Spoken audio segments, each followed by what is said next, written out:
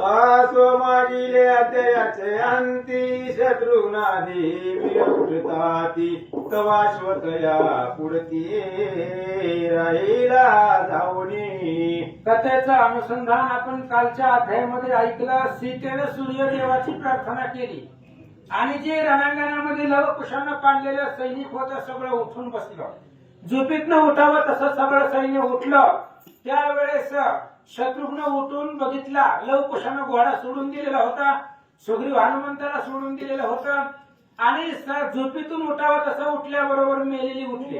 घोडा बघितला, आनंद वाटला. शत्रुघ्न होऊन आनंद घन जव पाये सावधान तव किरीट कुंडली कवच जाण दिसती अंगी भूषणे. शत्रुघ्न सावध झाला. सावध झाल्याबरोबर घोडा दिसला, हे महत्वाचं आहे. बाकी कवच नव्हतं, किरीट नव्हती, कुंडल नव्हते, काहीच अंगावरती वस्त्र अलंकार दागिने नव्हते. त्याने विचार केला गेली तर जाऊ दे, घोडा महत्वाचा आहे. घोडा मिळाला याचा आनंद वाटला. परी खंती न होता सुमतीशी झाला वदता कृपा करुणी तत्वता शिव सोडिला किशोरी. आणि मग त्याला काही दुःख वाटलं नाही. शत्रुघ्नाला काही कमीच नव्हतं, तर सगळा देश जिंकून आली होती. काही कमी होतं त्यामुळे काय दागदागिने जायचं तेवढं गिज गेले, त्याची खंती वाटली नाही. सुमतीला विचारलं, पोराने घोडा सोडला, बरं झालं. तरी आता अयोध्येसी जाऊ गे होणी आश्वासी बहुत दिन झाले आपणासी राम वाट पाहत असे. आणि मग शत्रुघ्नाने सुमतीला सांगितलं, महाराज आता लय दिवस झालेला आहे, रामचंद्र आपली वाट पाहतात, जवळजवळ वर्ष झालंय, आता अयोध्येला जाऊ, यज्ञ पूर्ण करू.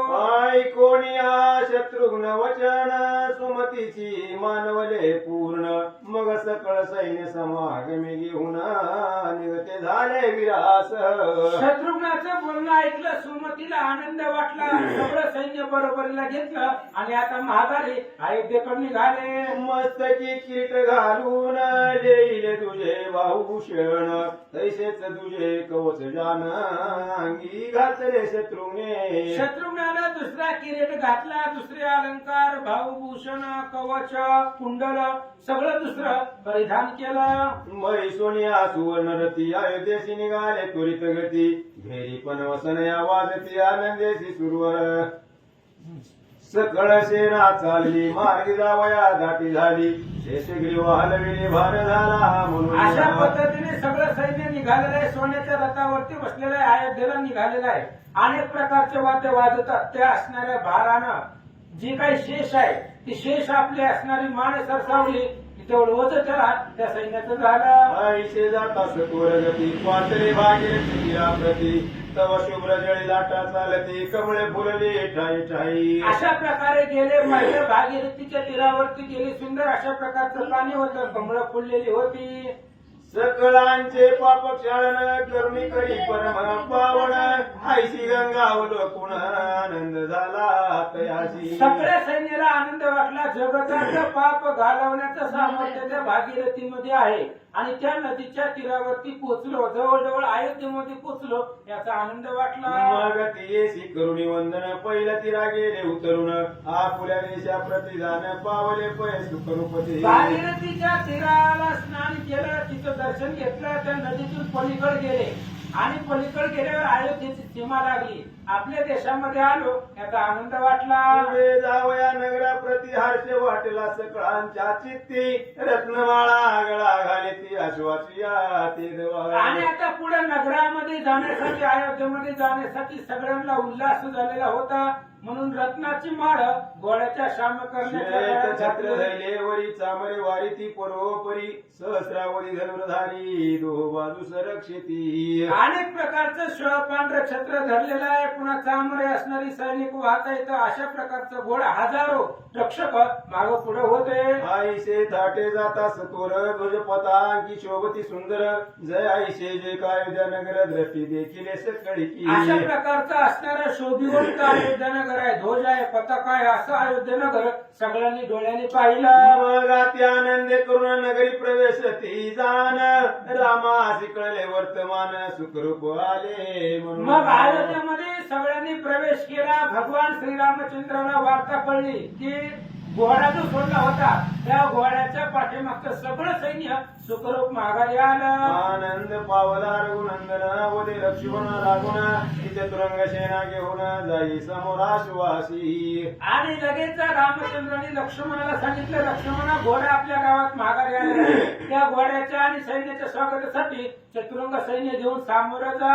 आज्ञा होताची त्वरित चतुरंग दळा समवेत नाना वाद्य वाजवित लक्ष्मण गेला ते जवळ. रामचंद्राची आज्ञा झाल्याबरोबर लक्ष्मणानं चतुरंग दळ सज्ज केलं आणि त्या शत्रुघ्नाच्या सैन्याला समोर गेला. वाहुन या शत्रुघ्नाची लक्ष्मण आलिंगी तयाशी तैसेची सकळ राजांशी आलिंगी रे सौमित्रे. अशा पद्धतीने शत्रुघ्नानं पाहिलं लक्ष्मणाला येताना. शत्रुघ्नानं लक्ष्मणाला आलिंगन दिलं. कुशळ व्रत पुसोनी लक्ष्मण आणि शत्रुघ्न एके रथा माझी बैसून नगरा मार्गे चालती. कुशळ असणारे एकमेकाचं कल्याण सुख दुःख विचारलं. लक्ष्मण आणि शत्रुघ्न एका रथावरती बसले अयोध्येत निघाले. तया मागोनी सकळ वीर चालते आनंदे निर्भर तव रामचरण स्पर्श पवित्र ऐशी शरयू देखील. अशा पद्धतीने सगळेजण निघालेले आहेत. तर जिथं रामचंद्राने यज्ञ सुरुवात केली ती शरयू नदीचं पावन आहे. त्या शरयू नदीच्या किनाऱ्यावरती जागा पावन करून तिथं यज्ञ केला होता. तिथपर्यंत ही सगळे आले. तिच्या तेरी शोभायमान मंडपास ते विस्तीर्ण ब्राह्मण करीती वेद परायण तया माझी बैसोनी. अशा प्रकारचं शरयू तीर अतिशय शोभिवान आहे, सुंदर आहे, भव्य दिव्य मंडप होता. ब्राह्मण वेदाचं पारायण करू लागले. धनुर्धारी क्षेत्रीय वीर धनुष्याशी करुणी टनत्कार तेने गाजविते अंबर ऐसे उभी असती पै. आणि धनुर्धारी क्षत्रिय वीर होते, धनुष्याला टनत्कार करत होते. त्यांना आकाश दुमदुमून गेलं होतं असं सांगतात. ठाई ठाई बैसले ब्राह्मण करीती पक्वान भोजन परस्पर बोलती वचन अन्न वर्णन पै करीती. आणि मग जेवण्यासाठी ब्राह्मण लोक बसलेले होते. आता ब्राह्मणाला काय पंचपक्वान्न जेवण कधी भेटत नसेल म्हणून त्यांनी ते खाल्लं. आणि आता ब्राह्मणाने त्या जेवणाचं वर्णन केलेलं आहे. आणि त्यांनी जे वर्णन केलेलं आहे ती वर्णन 20-25 वेळा महाराज वाचतील. आपण मनते क्षीराती सुंदर शर्करा मिश्रित मधुर आपुले पात्री आला चंद्र ऐसे वाटे निश्चये. पाहत पाहत शत्रुघ्न सकळ राजास वर्तमान पुष्कळाशी संगे घेऊन रामाजवळे. अशा प्रकारे शत्रुघ्न लक्ष्मण जे आणायला गेलेले होते पुष्कर महाराज आणि शत्रुघ्न सगळं सैन्य ब्राह्मण बसलेली होती जेवायला. ते बघत बघत बघत रामचंद्राच्या जवळ आले. रामाशी अवलोकोनी दृष्टी शत्रुघ्न चरणी घातली मिठी रामे उचलोनी उठा उठी आलिंगिले तयाते. आणि रामचंद्राने शत्रुघ्नाला पाहिल्याबरोबर शत्रुघ्नानं रामाचं दर्शन घेतलं. रामचंद्राने दोन्ही हाताला धरलं, शत्रुघ्नाला उठवलं, कडकडून मिठी मारले. आपल्या प्रेमाश्रू करुणा शत्रुघ्नाशी घातले स्नान सोडावा हे मनातून न वाटे पैरामाशी. रामचंद्राने स्वतःच्या डोळ्यांनी शत्रुघ्नावरती अभिषेक केला, पाण्याचा वर्षाव केला. आपण शत्रुघ्नाला सोडूच नये असं रामाला वाटत होतं. पुष्पळे नमस्कार रामचरणी केला सत्वर तयासी उचलो निरघुवीर धरितो सप्रेमे. तेवढ्या वेळामध्ये भरताचा मुलगा पुष्कर पुढे आला. पुष्करानं रामचंद्राला नमस्कार केला. रामानं पुष्कराला उचललं, आपल्या हृदयाला लावलं. सुग्रीव हनुमान आणि येऊन वाली नंदन रामाशी करीती वंदन तव तयासी आलिंगी तशी. तशाच पद्धतीने हनुमान आहे, सुग्रीव राजा आहे, अंगद महाराज इथं सगळेजण आले आणि रामाला नमस्कार करतात. लक्ष्मी प्रतापण्य सुमद सुभावरी पूंजय वीरमणी सुरत राय सत्यवान नीलरत्न पै. मग त्याच्यामध्ये लक्ष्मी निधी आहे, प्रतापाग्य आहे, सुमद राजा, सुभाऊ आहे, विपुंजय आहे, वीरमणी आहे, सुरत राजा आहे, सत्यवान राजा आहे, नीलरत्न आहे. हे रस्त्याला भेटलेली सगळे आली. आयशे येऊन रघुपतीशी नमन करीती प्रेमेशी तवाले गुण तयासे रामे केले सुखरूप. अशा पद्धतीने सगळे राजे आले, रामचंद्रांना नमस्कार केला आणि मग रामचंद्रांनाही आनंद वाटला. मग येऊन सुमती नमन करीतो रामाप्रती तयासे आलिंगोनी आवर प्रीती वैसविले जवळीक. सुमती प्रधान आहे आणि तो प्रधान आला, रामचंद्राला नमस्कार केला आणि रामचंद्राने सुमतीला जवळ घेतलं, आपल्या शेजारी बसवलं. सकळ वैसता समाधानी राम म्हणती सुमती लागोनी सुखरूपी अश्व घेऊनी आला तर की निर्विघ्न पै. आणि मग सुमतीला रामचंद्राने जवळ बसवलं चालीबदला. आणि बसवल्याबरोबर लगेच रामचंद्राने सुमतीला विचारायला सुरुवात केली. म्हणले सुमती, घोडा इथून गेला शरयू नदीपासून, गेल्यापासून महागारी आला, कुठं कुठं गेला, काय काय झालं सगळं सांगा. तुम्हा संगे द्रौपदी कैसे आले अयोध्ये प्रती याचे राजे कोठे असती काय नामे तयांची. रामचंद्राने सुमतीला विचारलं, सुमती ही जी राजे आता आलेले आहेत ते कुठले आहेत, कोणत्या देशाचा कोणता कोणता राजा आहे, कुठं कुठं वास्तव्य आहे, काय काय प्रताप आहे सगळं सांगा. अश्व कोठे कोठे फिरला कोणी कोणी तयाशी धरला शत्रुघ्ने कैसा सोडविला हे सकळ मग निवेदी. आणि रामचंद्राने सुमतीला विचारलं, सुमती घोडा कुठं कुठं गेला होता, कुठं कुठं घोडा फिरला, घोड्याला कुणी कुणी पकडला, कुणी कुणी शत्रुघ्नाबरोबर युद्ध केलं, कुणी कुणी शत्रुघ्नाला जिंकलं सगळं सांगा. ऐकोणी राम वचन सुमती वदे मधुर भाषण श्रीरामा तुझा नसी पूर्ण जगी काय वर्तते ते. सुमतीनं रामचंद्राला विचारल्याबरोबर लगेच सुमतीनं सांगितलं, रामा तुम्हाला तर सगळं माहिती आहे, तरी सुद्धा जाणे मुंगीचेही मानस, अहो मुंगीच्या मनातलं तुम्ही ओळखता, तरी पण सांगतो ऐका. तरी लोक रीती मज पुससी तरी वंदोनी तवाजेसी सकळ व्रतात कथित तुझसी काय वर्तला मार्गी तो. आणि रामचंद्र तुम्ही विचारलंय, राम सर्वार्थी सर्वज्ञ, तुम्ही सगळ्या अर्थामध्ये हुशार आहेत, सर्वज्ञ आहे, पण विचारलंय म्हणून सांगतो, घोडा इथून गेल्यापासून महागारी येईपर्यंत कुठं कुठं फिरला ऐका. या प्रसाद करुण अश्व फिरला पृथ्वी लागून तुझी कीर्ती करुणी श्रवण भूपती मान दिदला पै. आणि रामचंद्र तुमच्या असणाऱ्या शरयू तीरापासून आपण घोडा सोडला पृथ्वी प्रदक्षिणेसाठी, आणि घोडा निघाल्याबरोबर घोड्याच्या मस्तकावरती तुमच्या नावाचा शिक्का होता, तुमच्या नावाची पत्रिका होती, आणि तुमच्या नावाला सगळ्यांनी मान दिला. रावणादी काशी मारुनी देव सोडविले बंदितुनी तव कीर्ती सकळा लागुनी ठाऊक असे श्रीरामा. रामचंद्र तुमची कीर्ती सगळ्याला माहिती आहे, जे जे जगामध्ये जन्मले सगळ्यांना तुमची कीर्ती माहिती आहे. रावणादिकांना रामचंद्रांनी रावणादिक राक्षसांना मारलेला आहे, आणि त्या रामाचा घोडा आपण का पकडावा असाच विचार सगळ्यांनीच केला. तुझे यशजी पसरले म्हणून सर्व आसन मानिले राज्य अर्पुनी दर्शन आले सकळ राजे तुझ्या पाशी. रामचंद्र तुमचं यश कीर्ती जगामध्ये वाढलेली आहे, आणि सगळ्यांनी तुमचा प्रताप ऐकलेला आहे, त्यामुळे रामाचा घोडा आहे म्हणले की सगळीजण राज्यातलं कारभार त्या ठिकाणी भांडार घेऊन तुम्हाला शरण येत होत. येथोनी निघाल्यावरी अश्व गेला ही छत्र नगरी तेथे सुमद राज्य करी जगदंबिकेच्या कृपेने. आणि रामचंद्र ऐका, पहिल्यापासून सांगतो तुम्हाला, घोडा निघाला शरयू तीरापासून, तुम्ही घोडा सोडला, आई छत्र नावाचं नगर आहे, आणि त्या नगरामध्ये देवीचा भक्त होता सुमद राजा.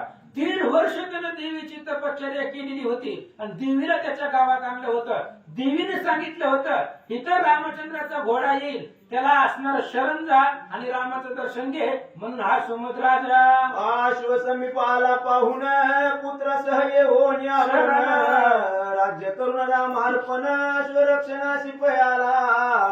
रामा पहिल्यांदा आई छत्र नगरामध्ये घोडा गेला, तिथला राजा सुमद आहे. सुमदानं पत्रिका वाचली आणि आपल्या मुलाबाळासहित परिवारासहित शत्रुघ्नाला शरण आला, सगळं राज्य रामाला अर्पण केलं. तो हा आपल्या दर्शनाशी पातलाशे आनंदेशी कृपा दृष्टी पाहे याची धन्य भक्त राया. रामचंद्र ही तुमच्या दर्शनाला आलेला सुमद राजा आहे.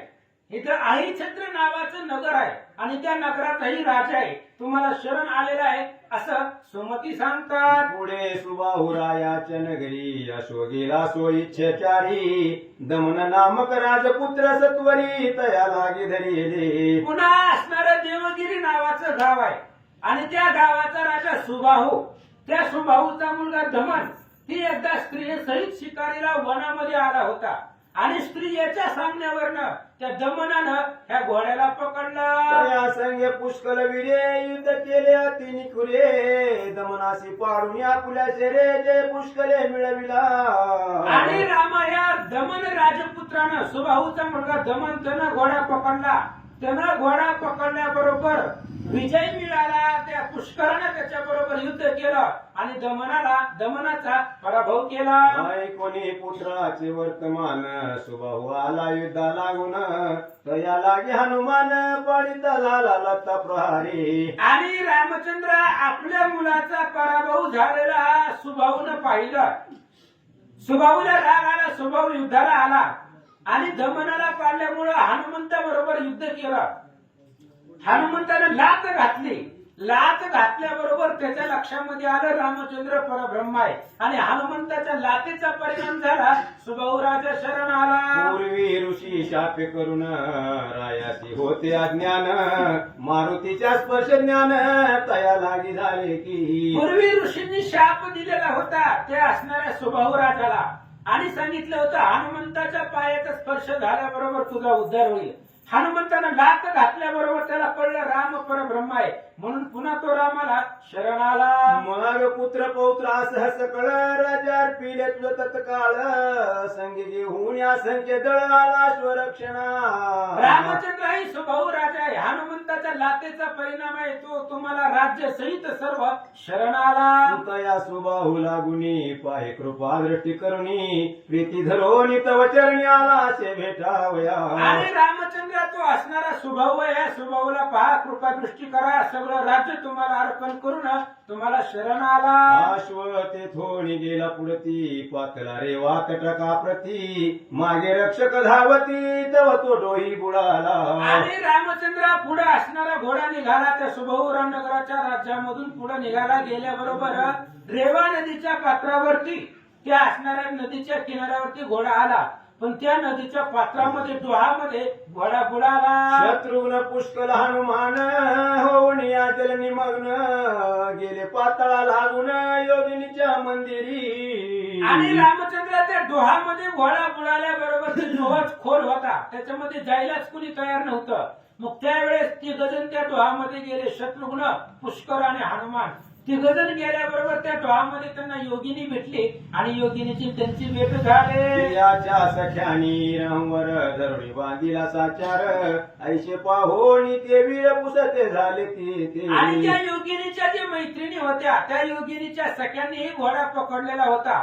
आणि मग हे तिघजण तिथे गेल्याबरोबर या तिघांनी त्या योगिनीला विचारलं घोडा का पकडला. परस्पर होता संभाषण तिथे कळले वर्तमान की हा रामे यज्ञा लागून सोडला पृथ्वीवरी. मग हनुमंतानं त्या योगिनी बरोबर संवाद केला.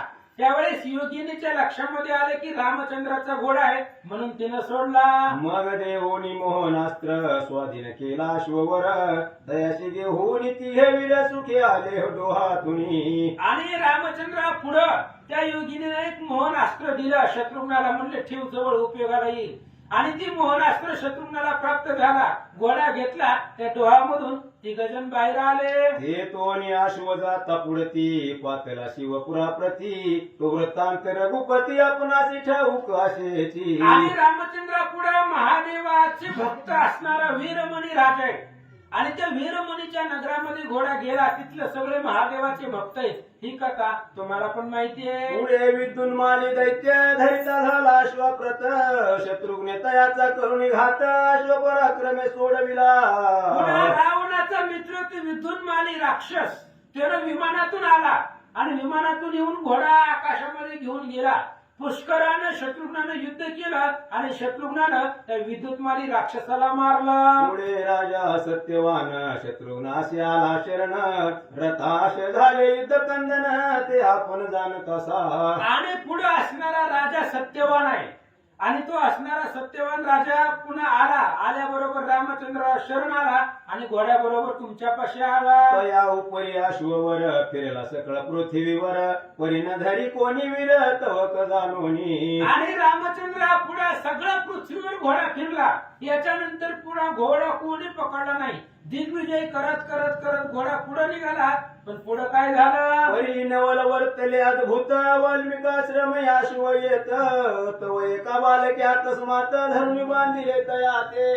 रामा तुमचा पराक्रम ऐकल्याबरोबर घोडा कुणीच पकडला नाही. पण वाल्मिक आश्रमामध्ये आल्यानंतर तुम्ही तर आपल्या देशाच्या सीमेवर अयोध्येच्या सीमेवरती घोडा आल्याबरोबर तिथं वाल्मिक ऋषींचा आश्रम आहे आणि तिथं एका लेकरानं बाळानं घोडा पकडला. रूपाशे तुम्हा परी 16 वर्षाची मूर्ती साजी शेर चापगे होणी करी दालागी पातला. आणि रामचंद्र ती तुमच्यासारखं दिसत होतं. छोटस धनुष्य होतं, बाण भाता होतं, तुमच्यासारखं रूप दिसत होतं, सौंदर्य होतं, गोजीरवान होतं. त्यानं घोडा पकडला. बाळ जिथे तया बाळाशी युद्ध केले यज्ञेशी परिच्छेद होई पाडिले तयाशी बालदेक्षणा भितरी पै. मग रामा त्या बारक्या पोराबरोबर युद्ध करायला काळजिताला पाठवलं. आपल्या काळाला ज्याने जिंकलं तो काळजित. आणि त्या काळजिताला एकाच बाणात त्या पोरानं मारून टाकलं. पुष्कळाधी सकळवीर विंदुनी पाडिले भूमीवर मग शत्रुघ्ने करुणी समर मूर्छित केले तया ते. मग बाकीचे पुष्कर आहे, सुग्रीव आहे, हनुमंत आहे, सुभव आहे, ही सगळी राजे त्या लेकराबरोबर एका बरोबर त्याने युद्ध केलं. आणि मग शेवटी शत्रुघ्नानं त्या पोराला मूर्छित पाडलं. तव दुसरा त्याच परी हा. बघुने समसरी घेऊन धनुष्यबाण करी समरा लागी बहुपात. आणि रामात एका मुलाला मूर्छित पाडलं, त्याला बांधून तुमच्याकडे आणत होतो. तवर त्याचा दुसरा भाऊ आला. ती बी त्याच्यासारखंच होतं पलवान. मग त्यानं आल्याबरोबर घनघोर युद्ध केलं. माग दोघी विरी मिळून सकाळशी पडिले मूर्छायमान किरीट कुंडलादी घेऊन गेले परतून आश्रमी. रामामुक्ती एकाला दोघं मिळाले. आधीच एक जण चाललं होतं, त्यात ते दुसरं आलं. मग ते दोघांनी मिळून पूर्व पश्चिम दिशा पकडली. जे सैन्य मारायला सुरुवात केलं सगळ्याला मारलं आणि सगळ्यांची कवच किरीट कुंडल काढून घेऊन आश्रमात गेली. हनुमंताने सुग्रीवासी पुच्छे धरोणी हस्तेसी उडीत नेले आश्रमासी परी सोडिले तया ते. आणि हनुमंताला आणि सुग्रीवाला शेपटीला धरलं त्या दोन पोरांनी. फरा फरा फरा ओढीत आश्रमामध्ये नेलं. पण आश्रमामध्ये गेल्यावर काय झालं माहित नाही. त्या लेकरांनी त्या दोघांना सोडून दिलं. दया करोनी अम्मावरी अश्वई सोडीला झडकरी तव समरांगणा भीतरी एकाएकी वावटले. आणि रामचंद्र मग अशा पद्धतीने अचानक त्या दोघांनी पोरांनी दिलं सोडून. घोड्याला बी सोडलं, हनुमंत सुग्रीवाला बी सोडलं. मग तिथून आम्ही निघालो. ऐसा झाला चमत्कार तव कृपे आलो येथवर तुका सकळ समाचार मार्गी वर्तला रघुराया. अशा पद्धतीने रामचंद्र घोडा शरयू तीरापासून गेला आणि पुन्हा अयोध्येमध्ये आला. एवढ्या ठिकाणी घोडा फिरला. इथपर्यंत मार्गामध्ये एवढी कथा सगळी घडली. तुमच्या कृपेने सुखरूप माघारी आलो. ऐसे सुमती प्रधान कथी रामासी वर्तमान शेषवाध्यायना लागून सविस्तर निवेदिले. अशा प्रकारची कथा सुमतीनं रामचंद्राला सांगितली. पाताळाच्या ठिकाणी शेष महाराज वत्सेन ब्राह्मणाला तीच कथा सांगतायत. दत्तदास तीच तुम्ही आम्हाला सांगता. तेच प्राकृत भाषे करून दत्तदासे केले कथन अज्ञाने पडले असेल न्यून तरी ज्ञानी आदरिती. इति श्री पद्मपुराणे पाताळखंडे शेषवाध्यायन संवादे रामाश्वमेधी सुमती निवेदन नाम 65 अध्याय एवढा. श्री रामचंद्र अर्पणमस्तु शिवं भवतु पुंडलिकावरदे हरि विठ्ठल श्री ज्ञानदेव तुकाराम पंढरीनाथ भगवान की